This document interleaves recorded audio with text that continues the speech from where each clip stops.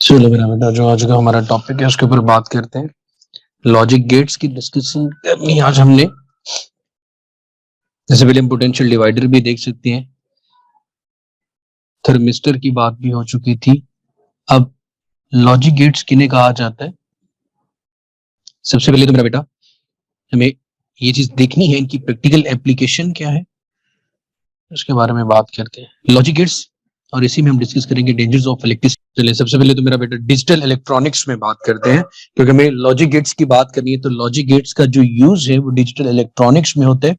हमारे पास इलेक्ट्रॉनिक्स भी दो तरह की, एक मेरे बेटे एनालॉग और एक होगी डिजिटल। दो तरह की क्वांटिटीज होती है, एक एनालॉग क्वांटिटीज और दूसरी डिजिटल क्वांटिटीज। एनालॉग का मतलब ये है कि जब आपके पास जो वेरिएशन है वो एक, जस्ट मिनट, ठीक है बेटा। तो दो तरह की क्वांटिटीज हमारे पास, एक एनालॉग है और दूसरी हमारे पास डिजिटल क्वांटिटीज है। तो एनालॉग का मतलब ये होता है हमारे पास कि ऐसा सिस्टम जिसमें आपके पास, ये एनालॉग क्वांटिटीज ऐसी क्वांटिटीज जिनमें आपके पास एक कॉन्टिन्यूस वेरिएशन आए। जैसे टेम्परेचर की वेरिएशन है, टेम्परेचर दिन के डिफरेंट औकात में, डिफरेंट वैल्यूज में, डिफरेंट पैटर्न में चेंज होता है। लेकिन जो डिजिटल वैल्यूज है, इनकी सिर्फ दो ही पॉसिबल स्टेट्स होती है, ओनली टू पॉसिबल स्टेट्स। और इन टू पॉसिबल स्टेट्स का मतलब है या तो ये स्टेट हाई है या फिर ये स्टेट लो है। या तो हम ट्रू की बात करेंगे या हम फॉल्स की बात करेंगे, या तो जीरो पे है या फिर वन पे है, या यस कंडीशन है। जैसे स्टेट हाई को हम यस कह लेते हैं, लो को नो। ये जरा इंटरचेंज हो गया।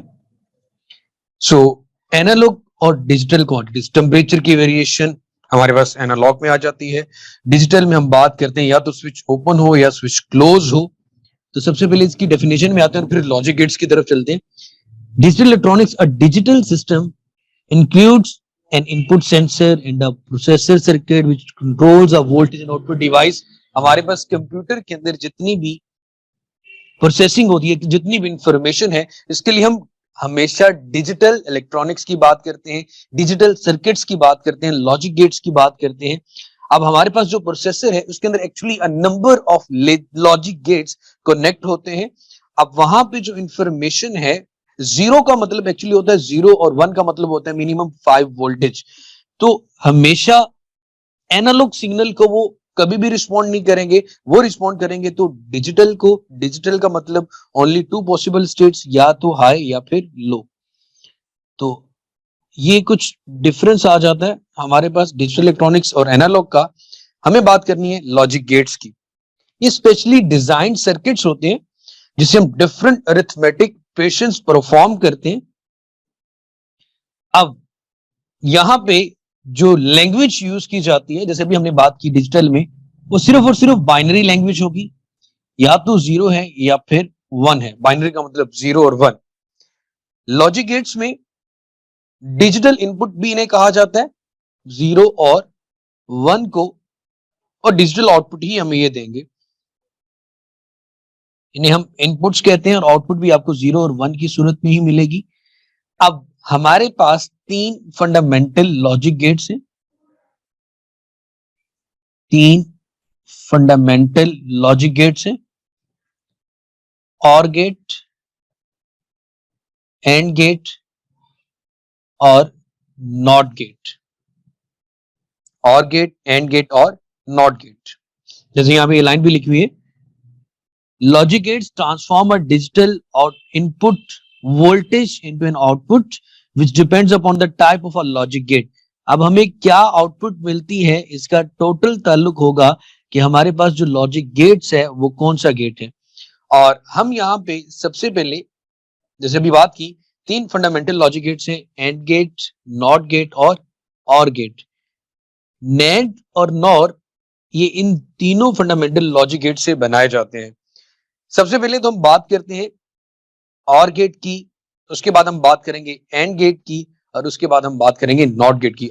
और गेट कहते हैं जी, गिव्स एन आउटपुट। कब आउटपुट दे रहा है मेरा बेटा? इफ ए और इनपुट बी इज 1, कि अगर कोई एक भी इनपुट इसकी 1 होगी तो ये आउटपुट 1 देगा। अब इसमें घबराना नहीं, मैं बड़े आसान लफ्जों में बात करता हूँ। सबसे पहले तो हमें ड्रॉ करना होता है इसका सिंबल, इलेक्ट्रॉनिक सिंबल क्या और गेट का। आप एक कर्व ड्रॉ करें, इन दोनों कर्व्स को इस तरह से मिला दें। यहाँ पे जो दो लाइंस ड्रॉ की जाती है इन्हें इनपुट टर्मिनल कहा जाता है। ये x है, ये y है, और यहाँ पे मेरा बेटा आपको आउटपुट मिल रही होती है। आप इन्हें इनपुट्स का नाम चेंज करके ए बी भी रख सकते हैं और आउटपुट को आप x कह सकते हैं। ये इसका आ गया सिंबल। उसके बाद हम देखते हैं कि कौन सा ऑपरेशन परफॉर्म कर रहे हैं, जिसे हम बूलियन अलजबरा भी कहते हैं, बूलियन एक्सप्रेशन भी कहते हैं। वो जो बूलियन एक्सप्रेशन है वो ये है कि और गेट एडिशन करते हैं, ऐड करते हैं, इसकी जो आउटपुट है वो a प्लस बी होगी। x जो आउटपुट है वो किसके इक्वल आएगी, a प्लस बी।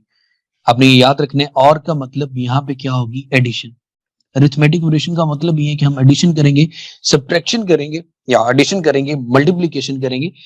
सबसे पहले अब ये आपके पास इनपुट्स है, इनपुट ए है, इनपुट बी है, और आउटपुट हमारे पास x है।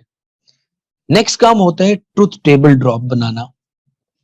अब जो ट्रुथ टेबल है मेरा बेटा, जो कि आपको यहाँ पे भी ये नजर आ रहे हैं, ये ट्रुथ टेबल कैसे बनाए जाते हैं। सबसे पहले मेरे बेटे हमने कहा जो यहाँ पे लैंग्वेज यूज कर रहे हैं वो तो 0 और 1 वाली है। आपने एक फॉर्मूला याद रखना है, 2 रेज पावर n, और n का मतलब होगा number of inputs. n represent करेगा नंबर ऑफ इनपुट्स को, नंबर ऑफ इनपुट्स। हमारे पास इस केस में जो नंबर ऑफ इनपुट्स है वो कितनी आ रही है मेरा बेटा, 2। तो 2 की पावर 2 आंसर आएगा 4। इसका मतलब ये है कि हमारे पास नंबर ऑफ पॉसिबल कॉम्बिनेशंस या number of possible ways, number of possible combinations, वो हमारे पास टोटल 4 है। कैसे मेरा बेटे, अब नंबर हमारे पास 0 या 1 है, हम 2 दफा पहले कॉलम में 0 लिख लेते हैं, फिर 2 दफा 1 लिख लेते हैं, फिर 1 0 1 1 1 0 1 1। अब ये देखिए, आप खुद भी इस चीज को वेरीफाई कर सकते हैं। या तो ये हो सकता है ये दोनों इनपुट 0 हो, या फिर एक इनपुट 0 और दूसरी 1 हो, या एक 1 हो दूसरी 0 हो, या फिर दोनों 1 1 हो। इसके अलावा कोई पॉसिबल वे नहीं हो सकता।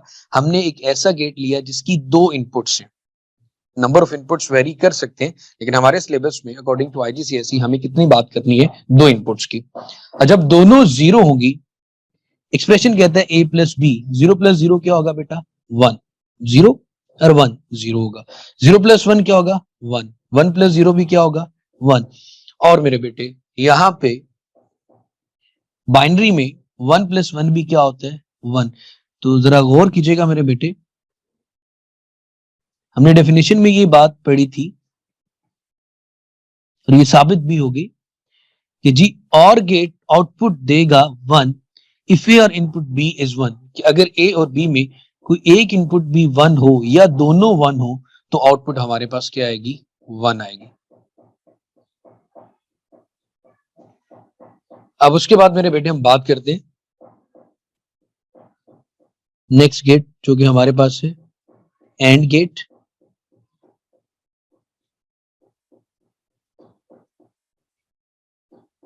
अब एंड गेट में दोबारा फिर हमें सबसे पहले इसका सिंबल ड्रॉ करना है। सिंबल क्या आता है जी, आपने एक डी ड्रॉ किया,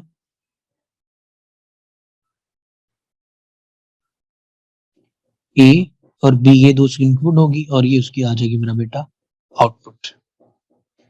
उसके बाद एक्सप्रेशन क्या बताता है, एक्सप्रेशन का मतलब होगा मेरे बेटे ए डॉट बी, कि यहां पे मल्टीप्लीकेशन हो रही है। अगेन मैं ट्रुथ टेबल बनाऊंगा, ए बी और एक्स मेरे पास है मेरा बेटा आउटपुट 0 0 1 1 0 1 0 1। अब आते हैं आउटपुट की तरफ। आउटपुट है जी a dot b। 0 into 0 0, 0 into 1 0, 1 into 0 0, और 1 इंटू 1 भी क्या होगा मेरा बेटा, 1 होगा। तो अब जरा डेफिनेशन पे आए तो आपके पास डेफिनेशन आपको ये बताएगी, AND gate gives an output if the inputs a and b are both 1। तब ये 1 देगा जब a और b दोनों 1 1 पे हो। जरा देख ले, जब दोनों 1 1 पे आ रहे हैं तो ही हमारे पास यहाँ पे आउटपुट 1 आ रही है, बाकी सारे केसेस में आउटपुट क्या आ रही है मेरा बेटा, 0। अब आ जाता है मेरा बेटा हमारे पास आखिरी not gate. Not gate, not gate में हमारे पास सबसे पहले अगेन हमें सिंबल ड्रॉ करना है। सिंबल क्या आएगा मेरा बेटा, यू। आपने ट्रायंगल बनाई, इसकी एक ही इनपुट होती है और एक ही क्या होती है मेरा बेटा, आउटपुट। एक्स है तो ये आ जाएगा एक्स बार। अगर ये 0 है तो ये 1 देगा, अगर ये 1 है तो ये 0 देगा। तो इसके लिए एक्स, एक्स बार, 0 1 1 और 0। तो यहां तक हमने बात कर ली तीन गेट्स की, जो तीन फंडामेंटल गेट थे, एंड गेट, और गेट और नॉट गेट। अब आ जाते हैं दो गेट्स। एक को कहते हैं मेरा बेटा नैंड गेट, और एक हमारे पास है मेरा बेटा नॉर गेट। इसको बहुत सिंपल वे में आप कर सकते हैं। जैसे मेरा बेटा ये एंड गेट है, इस एंड गेट के सामने अगर मेरा बेटा मैं एक नॉट गेट लगा दूं तो ये एक्स दे रहा, तो यहां पे क्या देगा, एक्स बार। यहां पे क्या आएगा, एक्स बार। तो ये नॉट गेट हमेशा सारी उलट आउटपुट को चेंज कर देता है।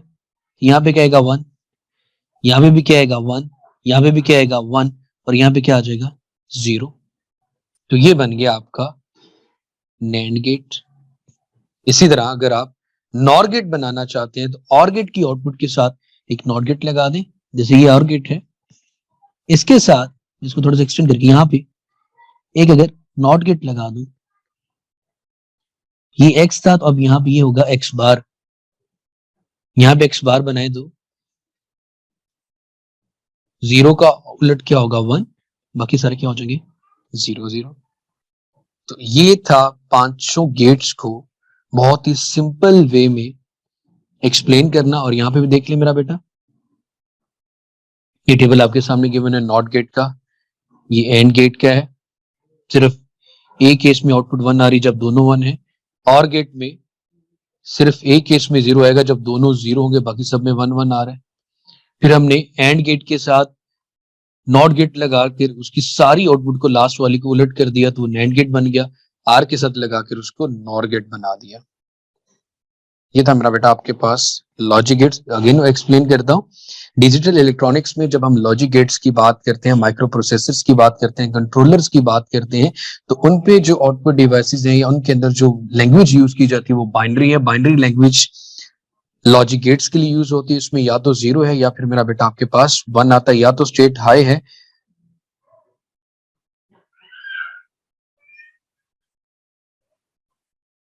सो उसके बाद मेरा बेटा या तो आउटपुट 1 आ रही है या फिर आपके पास आउटपुट 0 आ रही है।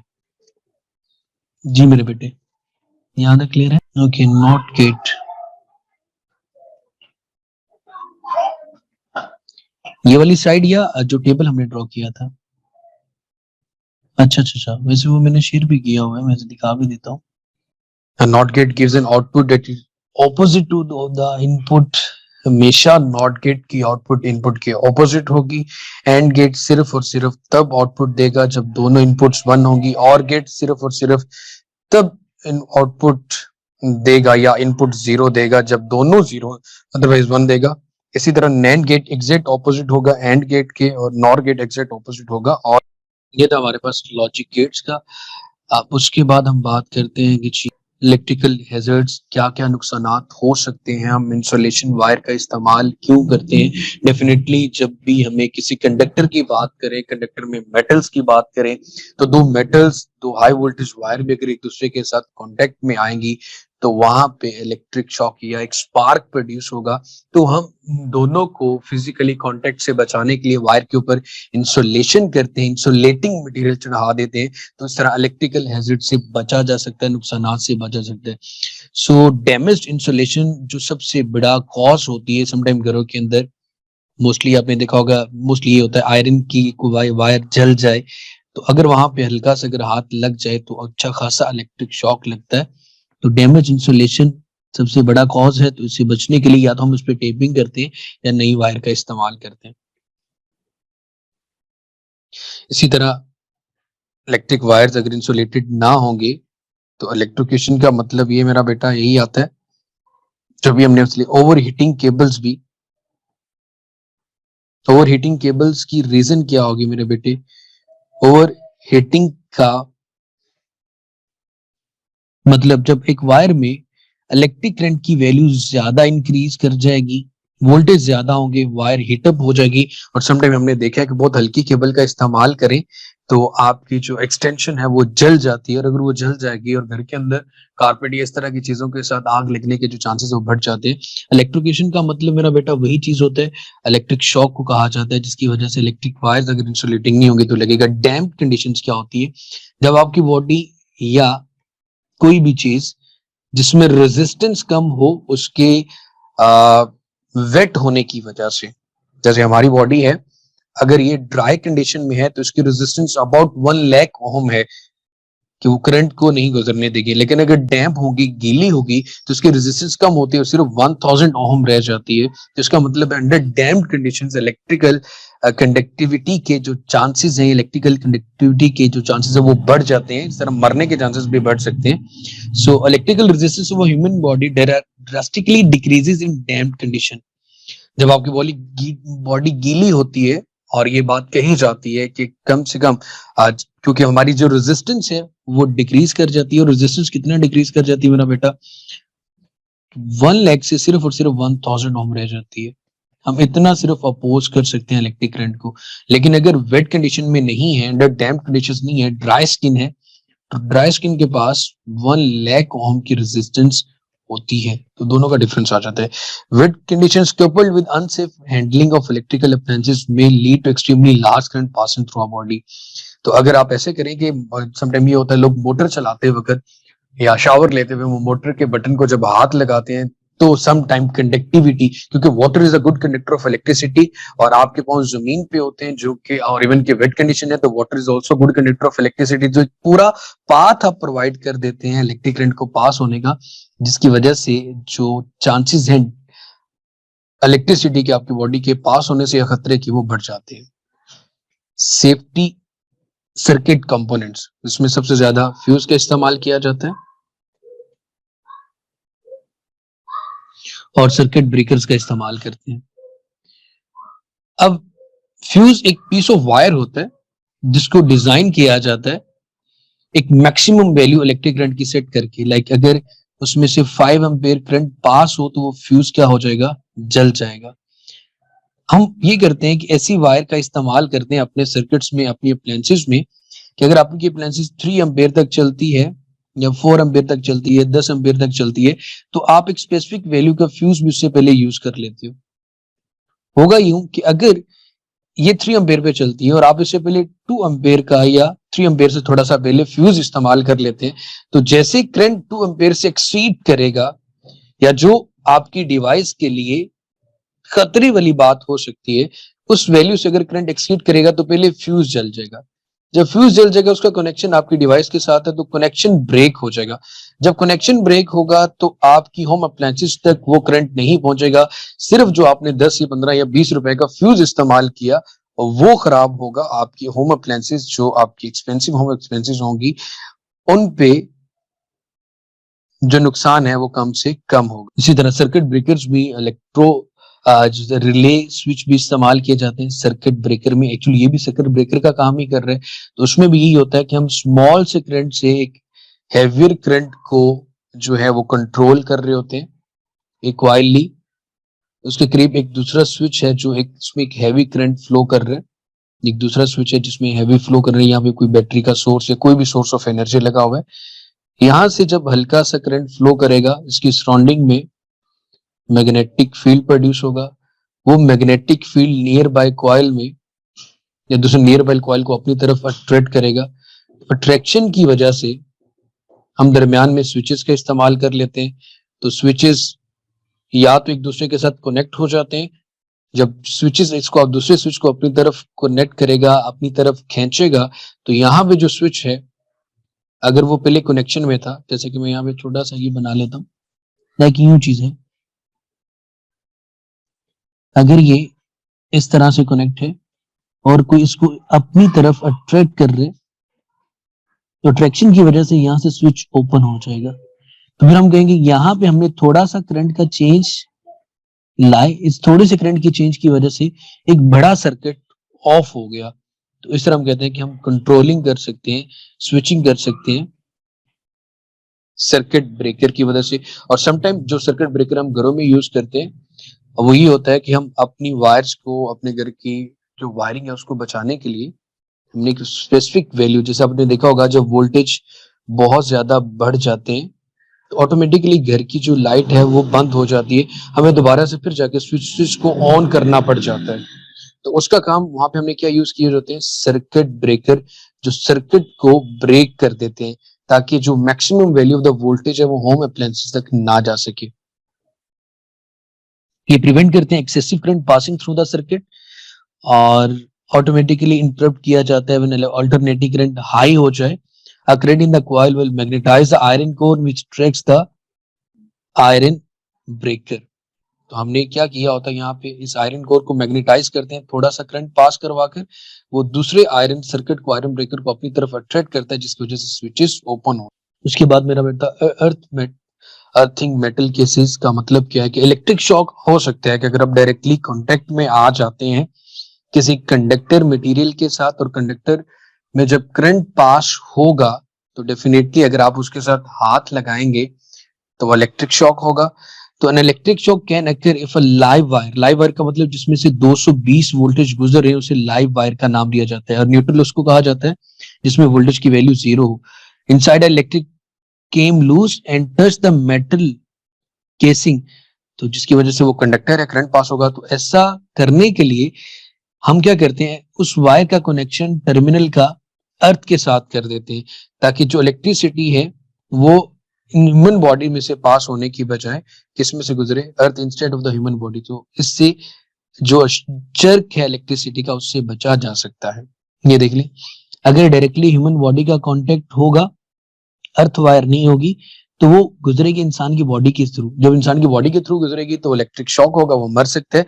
लेकिन अगर आपने उस वायर को अर्थ किया होगा, ग्राउंड वायर की होगी, तो ग्राउंड वायर की वजह से इस बंदे में किसी किस्म का कोई जर्क या इस बंदे को किसी किस्म की कोई बिजली का नुकसान नहीं होगा।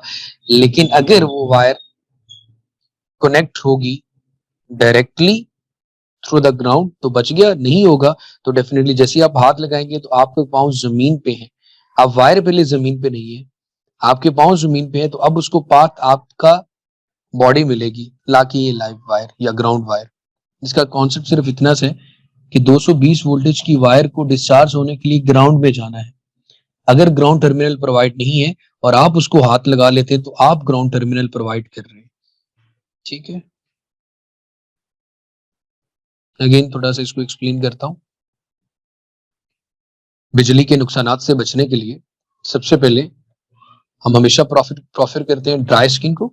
ड्राई स्किन की जो रेजिस्टेंस होती है वो 1 लाख ओम तक होती है, और जो वेट बॉडी होती है उसकी जो रेजिस्टेंस है 1000 ओम है। ये इतना रेजिस्ट कर सकती है इलेक्ट्रिक करंट के खिलाफ, और ये सिर्फ इतना सा कर सकती है। एक तो ये आ जाता है। उसके बाद हम फ्यूज का इस्तेमाल करते हैं। फ्यूज को सर्किट ब्रेकर भी कहा जाता है, जिसकी डिफरेंट रेटिंग, डिफरेंट वैल्यूज होती है। आप अपने डिवाइसेस के साथ इनको कनेक्ट कर देते हैं।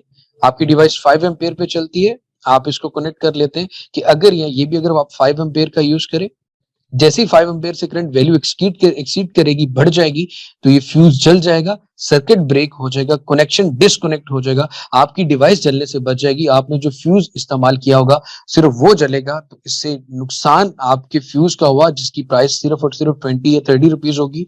आपकी होम अप्लायंसेस इससे बच जाएंगी। इसी कहते हैं मेरा बेटा फ्यूज और सर्किट ब्रेकर। उसके बाद ग्राउंड वायर का यूज करने से फायदा ये होता है, जब ग्राउंड वायर यूज की जाती है तो high potential low potential through the ground चला जाता है, जिससे हमें कोई नुकसान नहीं होता। लेकिन अगर आप इसके रास्ते में खुद आ जाते हैं तो डेफिनेटली फिर आपकी बॉडी के थ्रू वो करंट पास होगा, और अगर वो हाई वोल्टेज वायर होंगे तो आप उसको बर्दाश्त नहीं कर पाएंगे। तो ये था मेरा बेटा हमारा logic gates and danger of electricity. कोई क्वेश्चन है इसके बारे में?